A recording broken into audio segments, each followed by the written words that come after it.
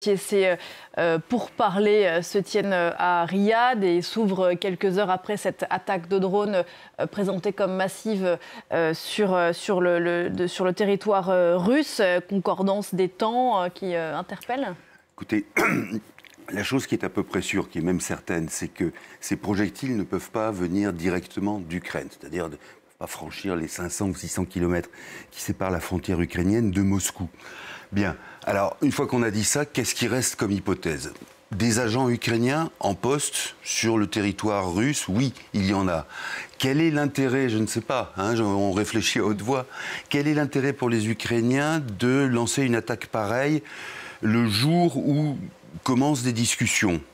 Il y a une autre hypothèse, une autre possibilité, c'est les paramilitaires russes, mais opposés à Poutine. Donc vous savez que beaucoup de groupes se sont associés, se sont liés aux Ukrainiens.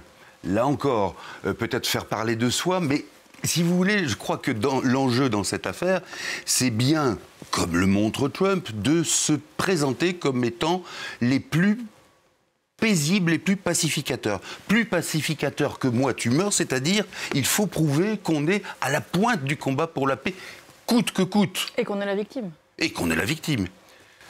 Qui se présente comme ça ? Qui a intérêt à se présenter comme ça ? Les Russes. Alors je ne suis pas en train de dire que forcément ça prouve que... Mais enfin, je vois mal, si vous voulez, l'utilité que les Ukrainiens retireraient de cela, sachant que au moindre coup de feu tiré, vous avez derrière le néo-impérialisme américain qui dit « c'est pas bien, il ne faut plus tirer de coups de feu ». Et sachant que ce ne sont pas des Ukrainiens en position de force qui abordent donc ces discussions tout à l'heure à Jeddah avec l'allié américain. Ben, oui, parce que d'abord, alors, la question de l'armement, la question du soutien, le gel des renseignements, ça c'est ce qui est probablement qui nuit le plus aux Ukrainiens.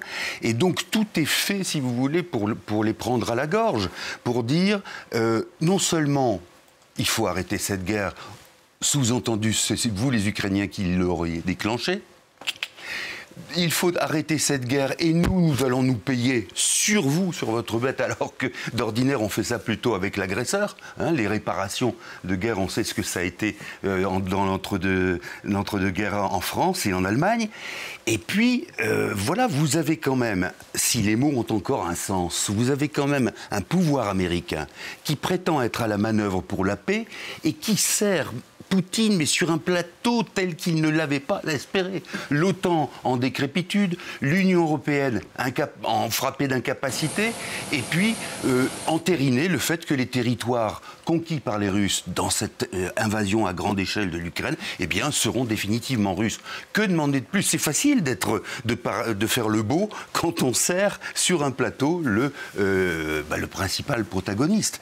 Donc, pour le coup, oui, effectivement, ce qui est important dans la définition de ces négociations, dans le thème de ces négociations, c'est que vous voyez bien que ce que l'Ukraine espère, c'est de pouvoir avancer, mais le moins rapidement possible, pour qu'on ne plie pas en quelques heures ou en quelques jours, ou même en quelques semaines, la question de l'Ukraine. Donc là, une trêve, oui, très bien, les airs, la mer, on peut surveiller, mais surtout, il s'agit de retenir un maximum de cartouches, dans l'espoir qu'il se passe quelque chose, dans l'espoir que l'Europe se réveillerait, même si elle a pris beaucoup de retard, dans l'espoir aussi, mais ça c'est pas très réjouissant, dans l'espoir aussi que Trump et Poutine, qui ont deux égos, ces messieurs-là, eh bien, en finissent par se crêper le chignon. Mais vous voyez à quoi nous sommes suspendus ? Nous sommes suspendus, justement, aux lunes de deux individus, aux égos démesurés.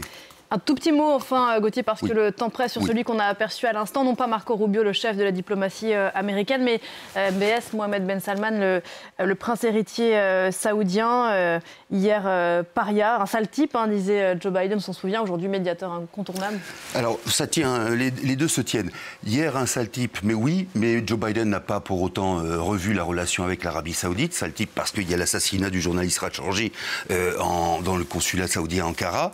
Et d'une certaine manière, comme les Américains ont besoin énormément de Mohammed Ben Salman au Proche-Orient, notamment pour lier des accords avec Israël, eh bien, on donne une compensation et même une prime à l'Arabie Saoudite en étant aussi à la négociation, à la manœuvre, sur un terrain et sur un dossier qui ne lui est pas familier. Merci beaucoup, Gauthier.